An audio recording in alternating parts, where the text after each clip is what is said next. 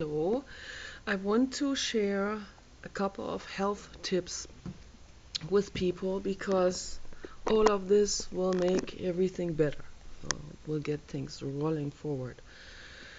So, for anyone who has, I see a lot of people with liver problems. I have high liver values, and that's why I should be eating only plants and fresh plants. I should go out grazing on the lawn and or I should eat everything that that is being mowed with the lawnmower. Paul has this catcher type of thing on the back of the lawnmower, electric lawnmower, and this really nice catcher bag, and it catches all the greenery that he is mowing off. And I could eat a couple of pounds of that every day, and it would not taste so great because there's all kinds of things in it, like snails. And sometimes he runs over a snake, which is terrible. And so there's all these other debris type of things in with it, and even might even be some dog poop with it in it. I can't always scrape it all off. I try to clean this up, but some of this stays on the single blades of the grass, and that will get into the lawnmower bag. So, yeah, eating all of this, I mean, that wouldn't hurt me, but it's not super pleasant. But guess what? If I ate a couple of pounds of that every day, I would completely heal my liver. I mean, I'm serious, I'm not kidding. My liver would completely heal up. The gallbladder would completely heal up. And my thoughts would become better. And I would become a better person. The dandelion is very, very, very powerful. We have a lot of dandelion out there. But also the wheat grasses, the different grasses that are out there, that is highly beneficial. And I see a lot of people in the world, including my dad, then they have liver problems, and yeah, and then gallbladder not working well, or pain. They feel tired. They go to the doctor. Oops, yeah, gallbladder problems, gallstones, whatever. And high liver values. And oops, what are we going to do? I know. We're going to prescribe some pharmaceuticals. Okay, the doctor gets a kickback for it. And the patient is going to suffer from all of this because it has side effects, and it just makes the liver even more toxic, because that's what pharma drugs do. They make the liver more toxic and make it work even harder, and strain your immune system and so on. So it applies to all living beings, particularly mammals, all of us mammals, and birds, and some others. So all they all have the same body functions, and that's why you're not supposed to give your dogs chocolate or any of these type of things. Those are toxic. And pharma drugs also are toxic for all beings. So if you can make a wheatgrass milkshake, and you can mix that into the dog food, that'll be much more beneficial. So that's why dogs eat grass sometimes. So they already instinctively know that it's good for them. So, but we could really develop this much, much, much better, and we can make much better dog food. So better kibble bitsets. The kibble bitsets you buy in the store, they are not healthy at all. They contain byproducts from mass slaughter and horrible horror houses, and suffering, and adrenaline and cortisol from animals in pain, and I mean and then drugged up animals, and which brings me to the subject that I want to talk about next after this. But I just want to mention that I see so many people, it's particularly men, also prostate problems, all connected with this. It's all interconnected, all of these health problems. People think, oh, it's just one single thing that's singled out, one single health problem. I pop a pill for this single thing. It's not a single thing, it's all interconnected. If the bowels are clogged up with animal sludge, then naturally it's just eventually going to clog up so bad that the immune system doesn't work anymore, that the blood doesn't flow as frequently anymore, and then debris starts to settle inside the blood vessels as well as in the gallbladder, and then you're going to have the real serious problems coming, and the much worse problems cascading from there. And I don't want to mention it. I'm not going to I don't like to use those words, because those are immune function problems. All of those, including the terminal ones. Okay. So those are all just reactions, cascading reactions from an overcrowded, overloaded system that is overloaded with stuff that it can't work its way through anymore. It's just completely overwhelmed with the animal sludge. And that's why we have to go vegan. That's the number one health reason. Okay. So the number one reason overall is we do it for the other living beings. Okay. So but for your health, okay, so the number one thing for you to do is to go vegan for your own body, for your own health. Okay, so my number one reason is ethics. Second, right afterwards, is ethics for my own body, health. It's very clear. I mean, I would already be dead if I had not gone vegan. So, yeah, so I go out there on the grass and I eat dandelion leaves. The neighbor probably thinks I'm crazy. He doesn't know what I'm picking up there and eating. I'm eating that like potato chips, and he thinks, she harvesting out there? Yeah, I'm harvesting dandelion leaves, and they have a bitter stuff inside, and this bitter stuff is highly beneficial for your whole body, skin, everything, whole function, sexual, reproductive function, intestines, gallbladder, liver, all of it. Skin on the feet too, and all of it. I see a lot of people with really terrible feet. I saw it also in the Primal Center. There were a lot of people from all over the world, and during the summertime they wore sandals, and then they were taking their sandals off, and they were sitting there with these clawy type of feet, and with real bad circulation in the feet, really dried up, like brittle type of toenails, and brittle feet, looked like crow's feet that were like crumpled up and stuff like this. And it bothered me so much that I actually said something which caused a cascade of emotions in these people, but it got them to do their own therapy process.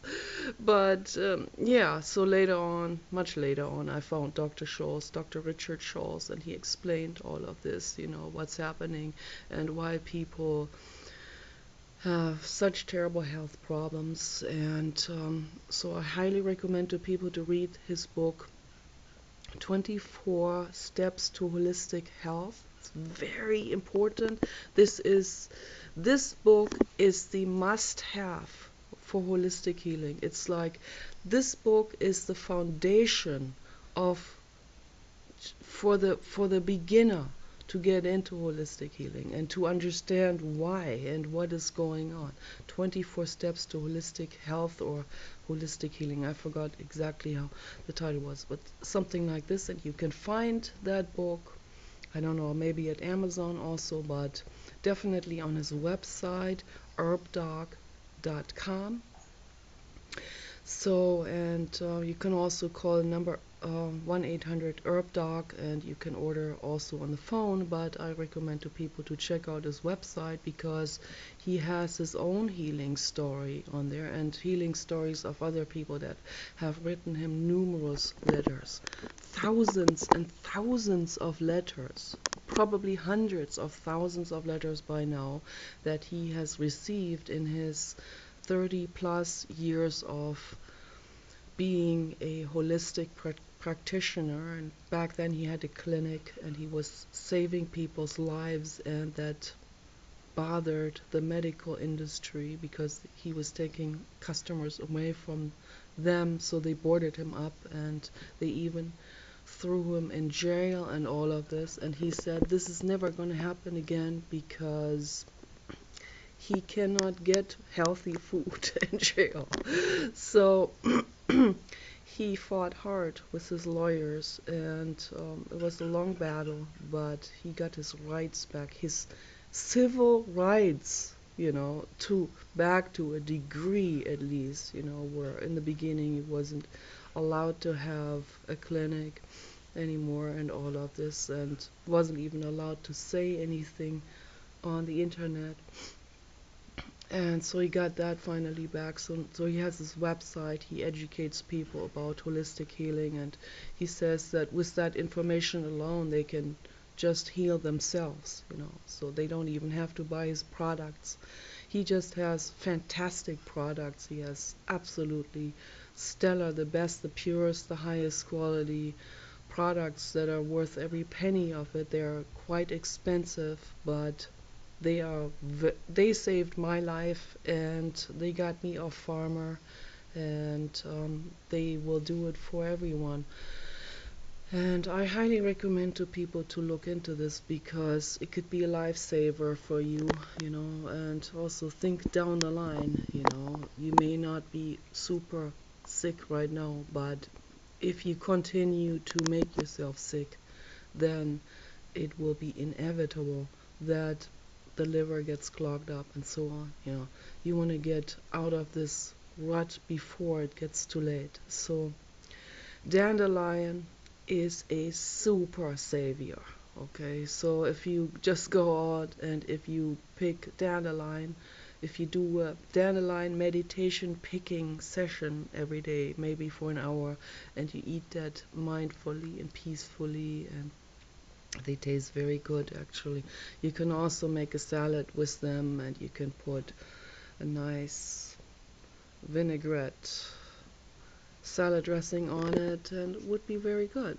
So, okay, so now this takes me to the other subject that I took notes yesterday for this because this is very important because I remembered right after I made that last video that there was one more thing that I wanted to talk about in regards to the messengers of light.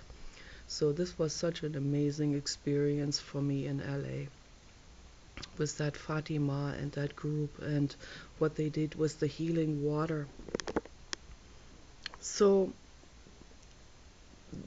the dogs we had at that time, 2003, Ludwig and Samantha, two Great Dane, Harlequin Great Danes, that was I don't know, maybe a month before the Messengers of Light session.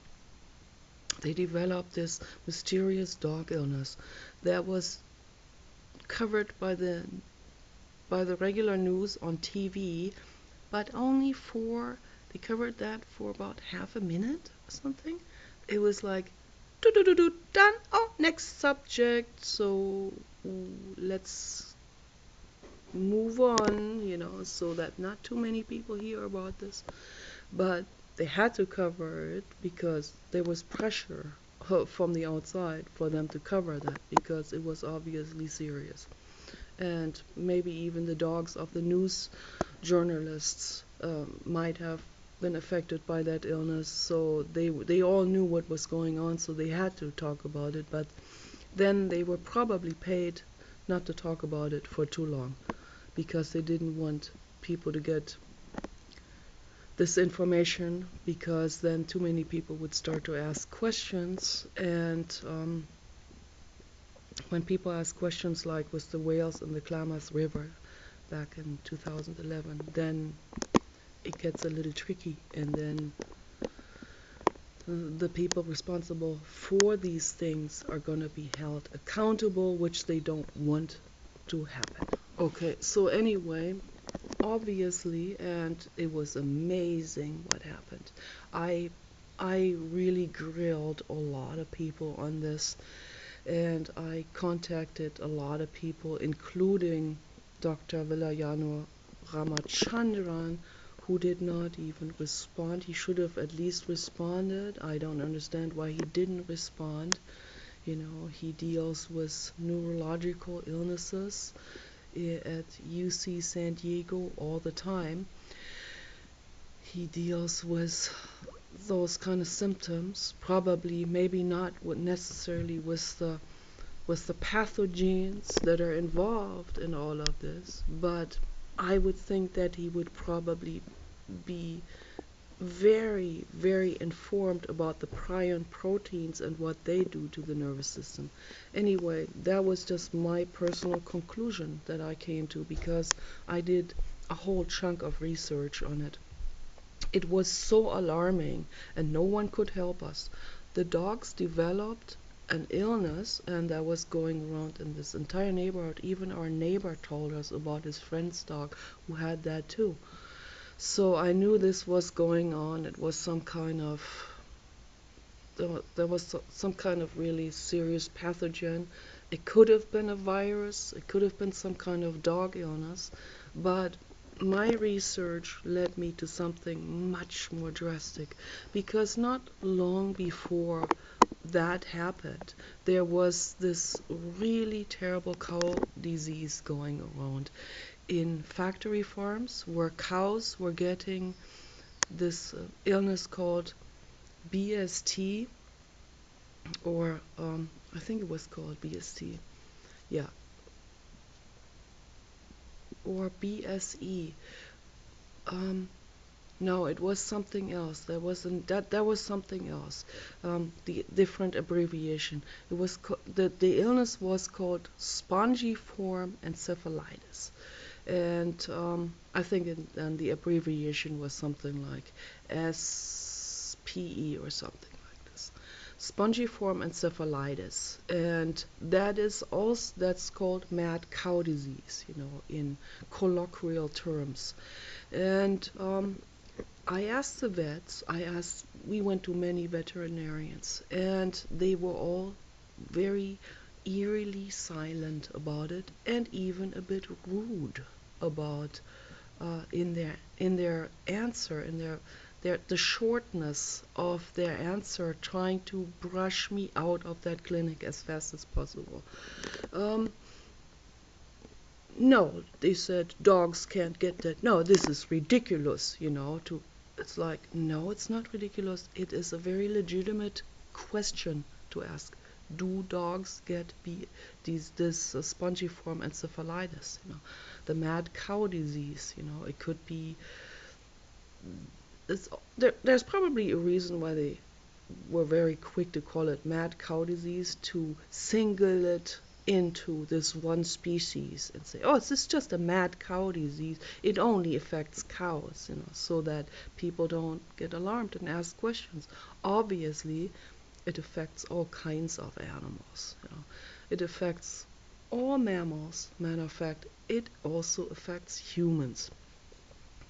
But then they will cover that up. They will, if humans come in the hospital with the same symptoms, which is actually prion proteins that dock onto the neurons in the gray matter, which basically they dock onto it and kill these gray cells.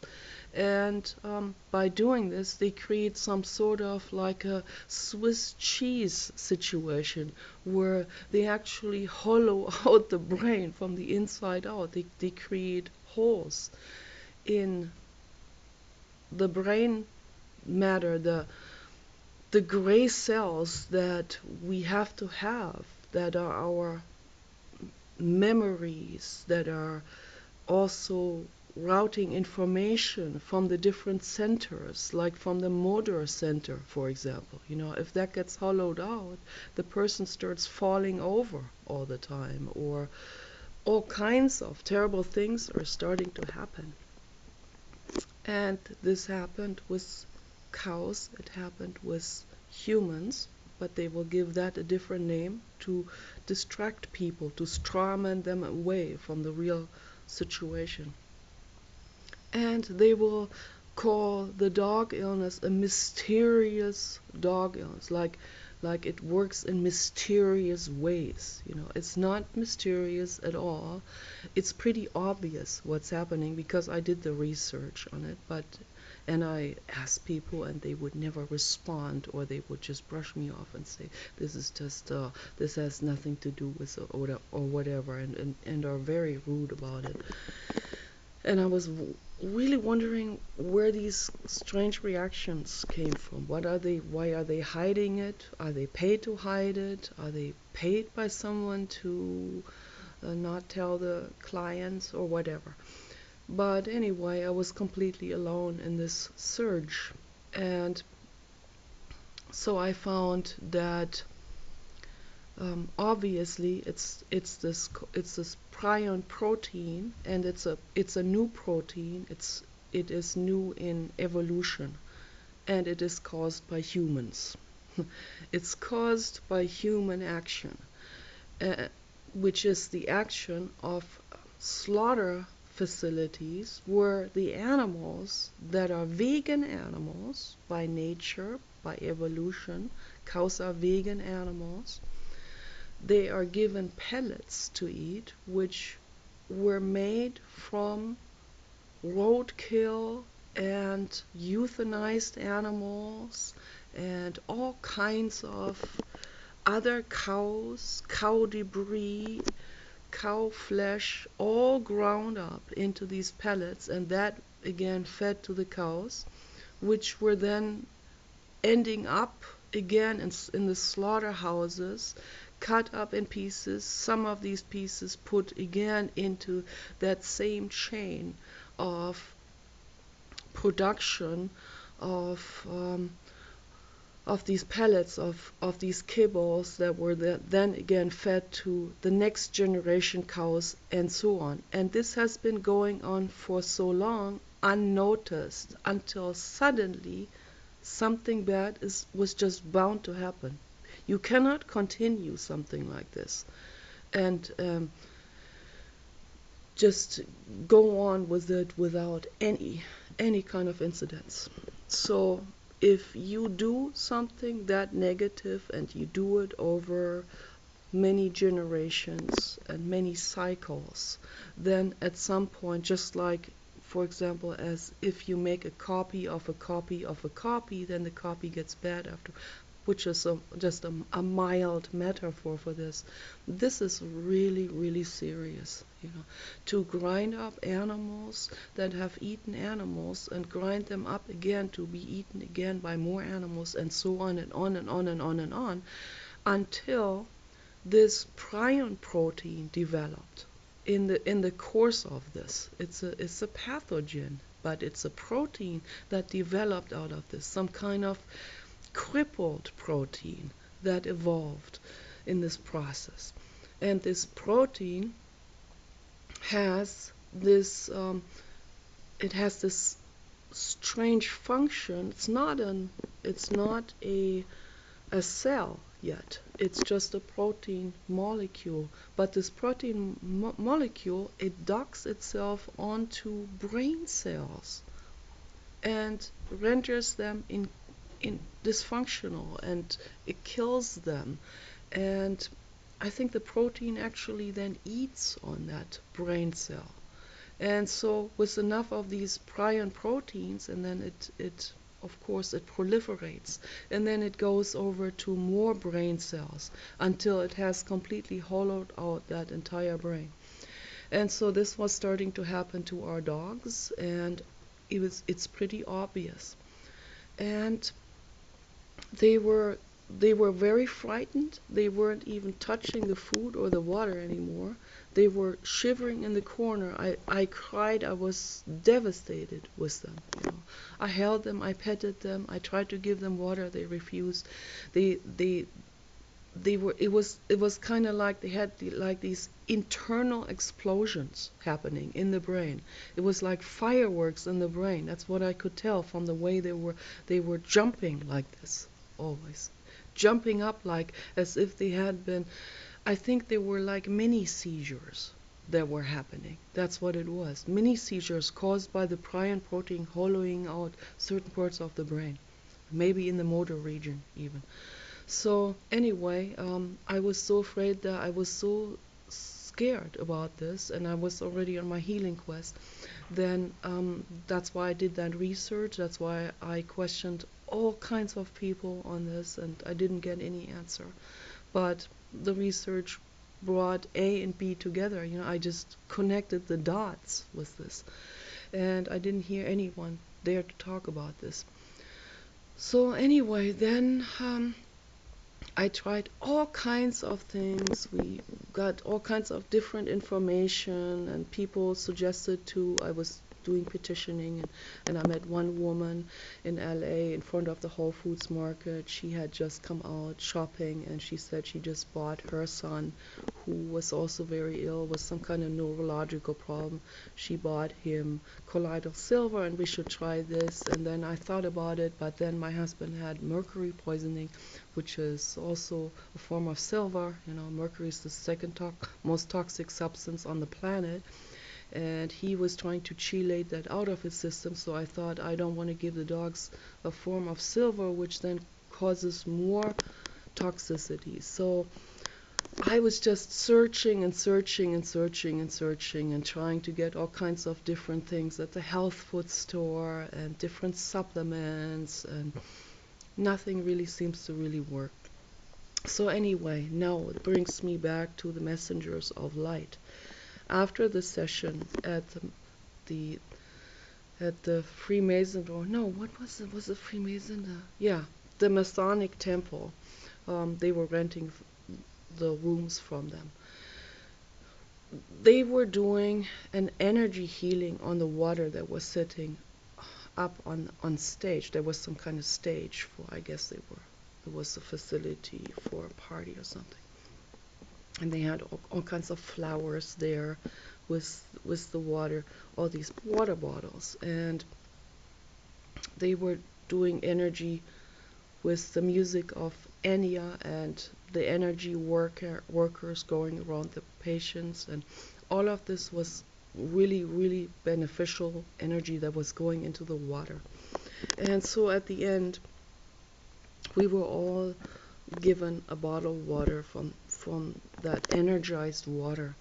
And I took my bottle of water home, and the first thing I did is I poured the water into Ludwig and Samantha's water bowls, and parts of it, not everything. And then I just kept doing this, and I refrigerated it. I drank some myself, and I just kept pouring it into the dog water for the next couple of days. Like just like half a cup or a cup each day, and observed what happened. And it was very, very, very, very metaphysical and amazing. The dogs stopped having the seizures. Yeah, right away. That very evening, after they had been drinking that water, they were feeling so much better. They were starting to sleep better. They were finally falling on the couch, like really exhausted, and finally sleeping. And sleep is so important. Fear is the worst stress factor there is. And so I put it into their water every day, and they never had. I think there was just very mild, 2 or 3 more very mild seizures, but barely noticeable. And so then first they associated, I think they thought the water contained something, so that's why they didn't want to drink the water, and then they got dehydrated. And so it took me a long time until they were even drinking water again. So that was very, very frightening, the whole thing. So anyway, um, the the seizures completely ceased, and they completely healed up from this mysterious dog illness, and they were starting to feel better and everything. But Ludwig was old, and I think all these seizures that he had that affected his nervous system, and also the back end, because Great Danes, they tend to have like a weak neurological connections to between the brain and the back, the very back, like the tailbone area, because they are so incredibly long. So this the very, very long back, that they didn't evolve gradually like this. They were bred to be like this. And when an animal is bred to be in a specific shape, let's say with a very long body, very evolving like this very quickly, then it doesn't have time to do its adjustments and adaptations along the way that comes with such a long back, and all these little um, checks and balances that an animal creates in the course of evolution. It's not just one animal creating this in one lifetime, but it is those are minute shifts from one generation to another. So Great Danes bred that long in a very fast, short amount of time, over, I don't know, 200 years. That's not long enough. Then there are connection problems between the brain and the back end, and that can cause the back end to give out, and not enough of an awareness of I don't know about pain, feeling they felt pain, but there was this motor coordination problem. Yeah, that was disturbed, and another vet explained that also to us, because Kenny had it too. And so I think, this motor coordination got really bad after he had developed that illness. So that illness made him get sick even faster, which was very, very horrible, the whole thing. So obviously, the dog food that we buy in the stores is not safe. It contains animals having eaten animals, and this entire chain. So, and vegan animals eating other animals, which is very, very dangerous. So, and then that got into the dog food. So the prion protein got into the dog food, and that then docked onto the neurons in the dog's brains. So, but anyway, the messengers of light, the water, completely fix this, and this is just, it just goes to show again what energy, what energy healing, what energy is able to do.